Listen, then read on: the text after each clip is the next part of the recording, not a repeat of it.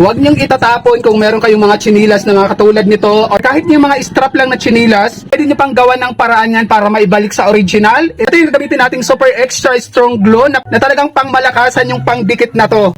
Pipihitin lang natin ng ganyan. Okay, yan na siya. Kumakatas na. Lagyan natin yung mga area na pagdudugtungan. Lahat ng areas na na may punit, lagyan natin. Alright. Ayan ha, balik na natin. Okay, dikit lang natin siya.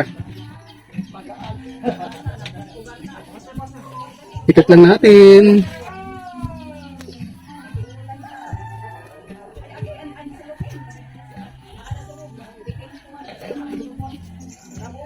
Oh, di ba?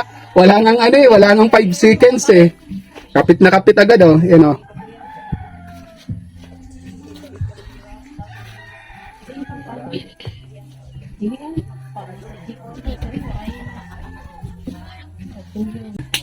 Ayan na.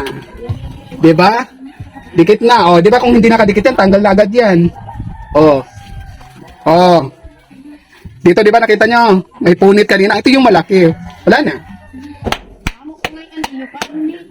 Di na natanggal.